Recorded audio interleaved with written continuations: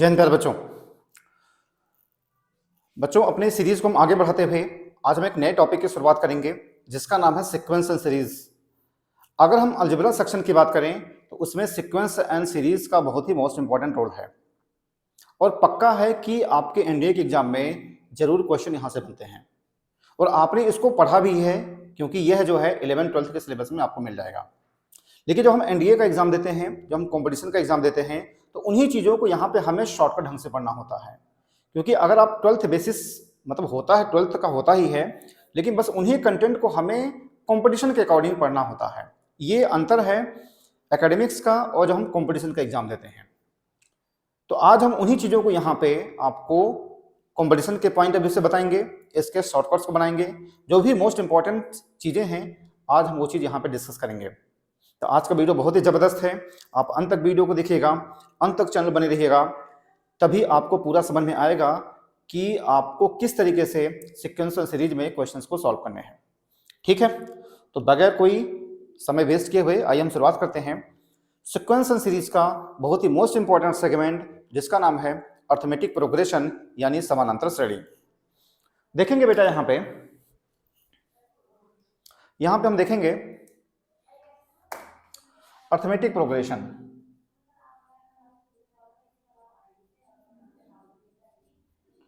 Arithmetic progression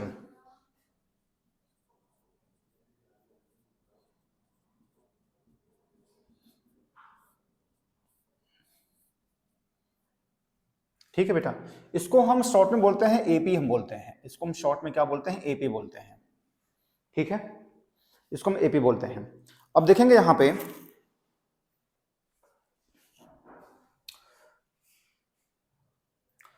आपको यहां से तीन चीजें पढ़नी है, एपी पढ़ना है, जीपी पढ़ना है, एचपी पढ़ना है। जब हम तीनों पढ़ लेंगे, एपी जीपी एचपी जब हम तीनों पढ़ लेंगे तो फिर क्या कर लेंगे, हम तीनों को मिला करके फिर पढ़ेंगे, क्योंकि आपके जब एग्जाम होता है एनडीए का तो उसमें तीनों को मिला करके पूछा जाता है। मतलब सिंगल सिंगल भी बनते हैं, या तो एपी से या तो जीपी से या तो एचपी से, लेकिन तीनों को मिला करके भी पूछा जाता है। तो आज हम सबसे पहले इसके बेसिक चीज की शुरुआत करेंगे, यानी अर्थमेटिक प्रोग्रेशन को लेकर के हम शुरुआत करेंगे। देखेंगे यहाँ पे अब सबसे पहले आपको जानना जरूरी है कि एपी होता क्या है। जैसे यहां पे दिया गया है 5, 6, 7, 8, 9, 10, ये दिया गया है यहां पे। ठीक है बेटा, यहां पे तो इनके बीच का जो कॉमन डिफरेंस होता है वो सेम होता है। इनके बीच का जो कॉमन डिफरेंस होता है बेटा यहां पे, ठीक, इनके बीच का जो कॉमन डिफरेंस होता है बेटा यहां पे वो क्या होता है, सेम होता है। इसको हम डी से लिखते हैं। ठीक है, तो ध्यान रखिएगा अगर ये D1 है, अगर ये D1 है, D2 है, तो हम इसमें में से इसको हम माइनस करते हैं। जब भी कॉमन डिफरेंस की बात होती है तो बाद वाले में से हम पहला वाला माइनस करते हैं, ये अंतर होता है। बाद वाले में से D2 माइनस D1 होता है, यानी 6 माइनस 5 1 दे देगा। ये क्या दे देगा बेटा, 6 माइनस 5 1 देगा। ये हमेशा बाद वाले में से पहला वाला माइनस करेंगे। 7 माइनस 6 1 देगा, 8 माइनस 7 1 देगा, ये 9 माइनस 8 1 दे देगा। तो इस तरीके से आप देख रहे हैं यहां पे सेम आ रहा है, 1 1 1 आ रहा है। तो ध्यान रखिएगा एपी जब सीरीज होती है तो उसमें जो कॉमन डिफरेंस होता है बेटा वो सेम होता है। ठीक है, जब भी एपी सीरीज होता है तो उसमें जो कॉमन डिफरेंस होता है वो सेम होता है। ठीक, तो आप इस तरीके से करेंगे, बाद वाले में से आप पहले वाले को आप माइनस करते हुए जाएंगे। ठीक है, अगर ये सेम आ रहे हैं तो इसका मतलब आप समझ जाइएगा कि वह एपी सीरीज है। ठीक है, इतनी बात आप समझ में आ गई। और एपी का ठीक जो उल्टा होता है वो बेटा एचपी होता है। एचपी का मतलब होता है हार्मोनिक प्रोग्रेशन होता है, एपी का ठीक उल्टा होता है। लेकिन अभी हम आपको यहाँ पे एचपी की बात नहीं करेंगे, अभी हम जो बात करेंगे वो सिर्फ एपी की बात करेंगे। और आपके एग्जाम में एचपी को लेकर के बहुत ज़्यादा सवाल नहीं बनता है, मोस्टली आपके जो एग्जाम में है एपी और जीपी को लेकर के ज़्यादा सवाल बनते हैं। ठीक है, यहाँ तक। अब देखेंगे ये जो फर्स्ट होता है, जैसे यहाँ पे जो दिया गया है, देखेंगे बेटा यहाँ पे ये जो दिया गया है ना, ये इसको हम ए बोलते हैं, ए, ठीक है। ए को हम क्या बोलते हैं बेटा, फर्स्ट टर्म हम बोलते हैं। इसको क्या बोलते हैं हम, ये फर्स्ट टर्म बोलते हैं। तो पहला जो नंबर होता है, ध्यान रखिएगा, उसको हम ए कहते हैं, ठीक है। और कॉमन डिफरेंस कितना है बेटा, यहां पे 1 दिया गया है। अगर हम लास्ट वाले की बात करें, यहां पे डी, ये 10, इसको हम एल बोलते हैं बेटा। अगर हम इससे पूछा जाए लास्ट टर्म के बारे में, ये क्या होता है बेटा, एल होता है। तो ये कुछ जो शब्दावली, ये जो कुछ शब्द यहां पे दिए गए हैं, आप इसको ध्यान में रखिएगा कि ए का मतलब फर्स्ट टर्म होता है। जब भी कॉमन डिफरेंस की बात होगी तो हम इसको डी से लिखते हैं, लास्ट टर्म की बात होगी तो हम इसको एल से लिखते हैं। इस तरीके से होता है, ठीक है। अब इसमें आप समझिएगा सारी चीजें। अब इसमें कुछ बेसिक फार्मूले होते हैं, मैं आपको लिख करके बता दूं, इसके कुछ बेसिक फार्मूले होते हैं, ठीक है। अच्छा, मान लीजिए इसमें कितने संख्या है, एक कितने नंबर है, 1 2 3 4 5 6 नंबर है यहाँ पे। तो ये हो जाएगा number of terms. Number of terms कितना हो जाएगा बेटा, number of terms, number of terms यानी एन की वैल्यू क्या हो जाएगी, 6 हो जाएगी है, ठीक है। 1 2 3 4 5 6। तो ध्यान रखिएगा, जब भी नंबर ऑफ टर्म्स लिखने की बात होगी तो उसको हम जो है स्मॉल एन से डिनोट करेंगे, यानी इसकी वैल्यू यहाँ पे हो जाएगी 6 हो जाएगी। क्लियर है यहां तक, आ गया समझ में, आगे बढ़ेंगे। अब हम इसके मेन फंडे पे आते हैं। इसका मेन फंडा है क्या, देखेंगे यहां पे। इसका जो मेन फंडा बेटा ये है, देखेंगे इसका जो मेन फंडा ये है, फार्मूला nth टर्म। अगर आपसे पूछे कि nth टर्म बताइए, तो Tn होता है बेटा a plus n minus 1 into d होता है। Tn क्या होता है, a plus n minus 1 into d होता है, ठीक है। यहां तक a plus n minus 1 into d होता है, ठीक है। इसी तरीके से यहां पे अगर आपसे पूछे लास्ट टर्म के बारे में, ये भी फार्मूला होता है, L is equal to a plus n minus 1 into d, ये फार्मूला होता है, ठीक है। अगर हमसे सम की बात करें, सम Sn की बात करें बेटा, n by 2 2a plus n minus 1 into d होता है। ये जब सम की बात करें तब का होता है ये। क्लियर है, ये मेन फार्मूले आपको याद रखना जरूरी है। बाकी इसके जो शॉर्टकट्स होते हैं, जो शॉर्ट ट्रिक्स वगैरह होते हैं, हम आपको सवालों के बीच बीच बताते हुए चलेंगे। अभी यहाँ पे जो मेन फार्मूले हैं जिनको आपको हर हालत में याद रखना जरूरी है, हम उसको यहाँ पे लिखते हुए चल रहे हैं। इसी को हम लिख सकते हैं बेटा, यहाँ पे Sn हो जाएगा n by 2 a plus n minus 1 into D, हम ये लिख सकते हैं, एक बार फिर से मैं लिख दूं। यानी हमने जो 2a था ना, हमने इसको 2 पार्ट्स में ब्रेक कर दिया। हमने इसको क्या कर दिया बेटा, यहाँ पे a प्लस n माइनस 1 ऐसे मैंने कर दिया। अब ये हो जाएगा, ये n by 2 a plus l हो जाएगा बेटा, ये Sn की अगर हम बात करें, ठीक है। Sn क्या दे देगा, ये n by 2 a plus l दे देगा ये, ठीक है। समझ गए हैं। तो ये बेसिक फार्मूले है, आपको याद रखना जरूरी है। Tn होता है a plus n minus 1 into d, L is equal to इतना होता है। ये सम का फार्मूला होता है, क्वेश्चन आएगा तो आपको बताया जाएगा सम के लिए। और फिर ये हमने इसी को ब्रेक कर दिया, a plus n minus 1 into D, इसको हमने क्या कर दिया, l कर लिया, ये n by 2 a plus l हो जाएगा ये, ठीक है बेटा। यहाँ पे आप समझ गए हैं, आगे बढ़ा जाए। अब आगे बढ़ते हैं, ठीक है, आगे बढ़ते हैं, इसके क्वेश्चंस वगैरह लगाते हैं। जैसे देखेंगे आप, जब भी आप क्वेश्चंस लगाएंगे तो सबसे पहले आप यह चेक करेंगे कि क्या यह एपी सीरीज है। आपको चेक करना बहुत जरूरी है। अगर आप बगैर चेक किए हुए लगाएंगे तो हो सकता है सवाल गलत हो जाए। हालांकि एपी जो टॉपिक चल रहा है, इसमें चेक करने की जरूरत नहीं है, क्योंकि जो भी क्वेश्चन रहेगा वो एपी सीरीज रहेगा। लेकिन अगर आपके एग्जाम में पूछा जाता है और अगर नहीं दिया हुआ है एपी के बारे में तो सबसे पहले आप उसको चेक करेंगे कि क्या वह एपी सीरीज है, जीपी सीरीज है, एचपी है, क्या है, आप उसको चेक करके फिर सॉल्व करेंगे। जैसे क्वेश्चन यहाँ पे है, क्वेश्चन कहा गया है बेटा 10th term of the AP कहा गया है। क्वेश्चन है यहाँ पे 10th टर्म ऑफ एपी ये पूछा गया है। यहां पे है 357 दिया गया है, 363 दिया गया है, 369 दिया गया है, इज ऑप्शन क्या है बेटा यहाँ पे 423 है, 417 है, 417 है। अगर हम सी की बात करें बेटा यहाँ पे 411 है और नन है, और नन है ये, ठीक है, ये चीजें। 10th term of the AP 357 question में एक बार दोबारा चेक कर लो, 360 369, ठीक, ये दिया गया है, ठीक है। अब देखेंगे यहाँ पे, बहुत ध्यान से देखना आप, देखो आपको तरीका सीखना जरूरी है। अगर आप तरीका सीखेंगे तो आप किसी भी क्वेश्चन को लगा ले जाएंगे। मैं यहाँ पे आपको एक सवाल, दो सवाल, तीन सवाल बताऊंगा और फिर आपको उसी तरीके से हर सवाल को सॉल्व करने हैं, ठीक।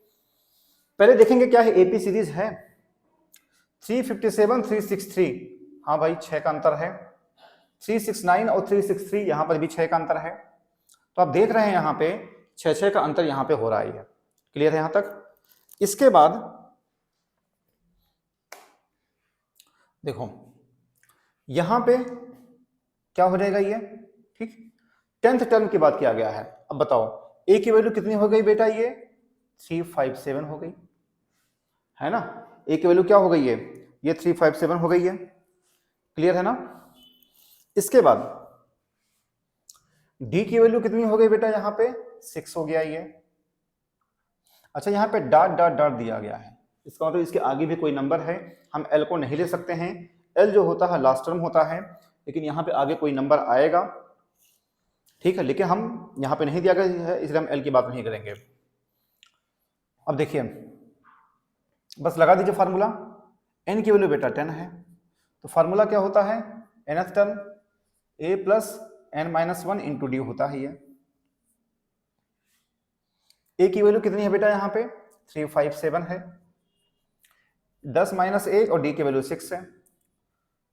357 9 इंटू 6 हो जाएगा, 357 और 54 हो जाएगा ये, 7 4 11 और 35 45 41 411। हमारा आंसर क्या दे देगा बेटा, ये सी ऑप्शन दे देगा, 411 दे देगा ये 411 दे देगा, ठीक है। तो कोई भी क्वेश्चन आएगा आप इसको ऐसे ही लगाएंगे। आइए एक और हो जाए, एक और हो जाए, यहां पे मिटा दें, आप समझ गए हैं। ए की वैल्यू इतना है, डी की वैल्यू हमने निकाला 6 हो गया, एन की वैल्यू 10 टर्म है 10 हो गया, टीएन होता है a plus n minus 1 into d होता है। हमने इसको सॉल्व किया, 411 दे देगा, सीधे सीधे हमने इसको कैलकुलेट किया है। यहाँ पे आगे बढ़ेंगे, एक और क्वेश्चन हो जाए, एक और क्वेश्चन हो जाए। आपसे कहा गया है बेटा यहाँ पे which term of the AP, which term of the AP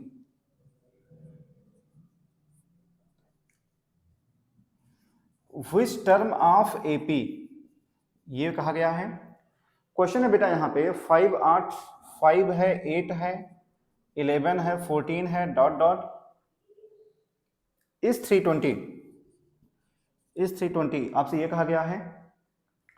पहला क्या है बेटा यहाँ पे, पहला जो ऑप्शन है वो 104 है, 105 106 64, 104 है, 105 है, 106 है और क्या है 64 है, ये दिया गया है सवाल, ठीक है। अब क्वेश्चन एक बार फिर से देख लीजिए, व्हिच टर्म यानी आपसे एन की वैल्यू पूछा गया है, ठीक, आपसे क्या पूछा गया है, आपसे एन की वैल्यू पूछा गया है, व्हिच टर्म की बात किया गया है। अब देखिए आपके पास इंफॉर्मेशन क्या है, व्हिच टर्म की बात किया गया है यानी एन की वैल्यू पूछा गया है। ए की वैल्यू बेटा 5 है, यहाँ पे 320 हो जा रही है, ये एल की वैल्यू क्या हो जाएगी, 320 हो जाएगी। ये क्लियर है? फार्मूला लगा दीजिए। एल इज इक्वल टू क्या होता है, a plus n minus one into d होता है। एल की वैल्यू बेटा कितना है, ये 320 है, ए की वैल्यू 5 है, और एन की वैल्यू कितनी है यहाँ पे हमें पता नहीं है, और डी की वैल्यू कितनी है बेटा यहाँ पे देखो, 8 में से 5 गए 3, यानी 8 माइनस 5 3, और 11 माइनस 8 यानी 3, ये भी दे देगा।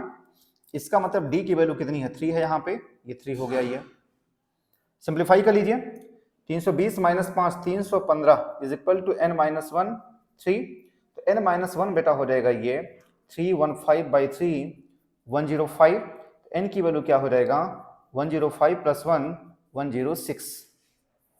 ठीक, तो हमारा जो आंसर दे देगा बेटा वो क्या दे देगा, सी ऑप्शन दे देगा, सी ऑप्शन दे देगा। ठीक है भाई, ये सब वैल्यू हमें पता चल गए, हमने यहाँ पे वैल्यू पुट किया, एन के वैल्यू निकाल लिया, जो हमारा आंसर आ जाएगा वो हो जाएगा 106 हो जाएगा। ठीक है, ए की वैल्यू 5 है, डी की वैल्यू क्या होता है, बाद वाले में से पहले वाले को माइनस किया जाता है, 8 माइनस 5 3, 11 माइनस 8 3, 14 माइनस 11 3, इस तरीके से होता है। और एल क्या हो जाएगा 320 हो जाएगा। ये एन की वैल्यू पूछा गया है, ए की वैल्यू 5 है, यहाँ पे पहला टर्म जो होता है हमने वैल्यू पुट किया, L is equal to a plus n minus 1 to d, आप इसको सॉल्व करेंगे 106 दे देगा ये। तो कुछ भी कोई भी क्वेश्चन पूछा रहेगा आप इसको ऐसे ही लगाएंगे, आप पीवाईक्यू को उठा करके देखेंगे, इससे काफी सवाल पूछे गए हैं, तो आपको कोई भी अगर सवाल पूछा जाएगा तो आपको ऐसे ही लगाना है।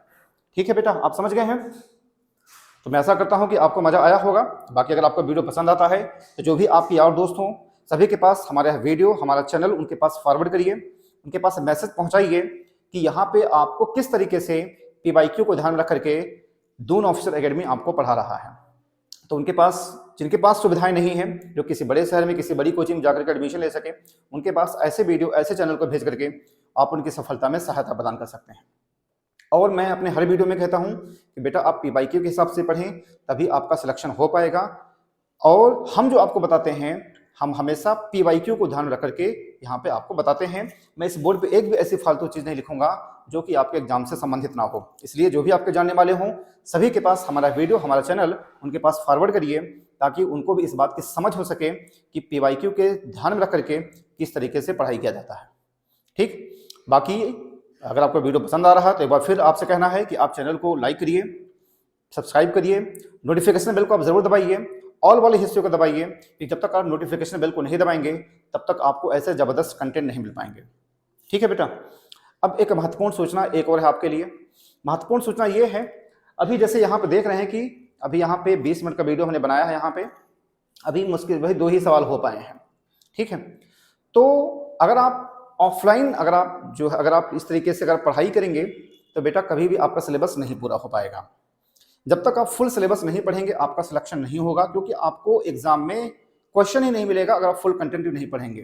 तो फुल कंटेंट के लिए क्या है, या तो आप खुद स्टडी करें, या तो जहां से आप इस वीडियो को देख रहे हैं वहां पे कोई अच्छा सा ऑफलाइन कोचिंग सेंटर ज्वाइन करें, या फिर तीसरा रास्ता है कि आप हमारे पास आ सकते हैं।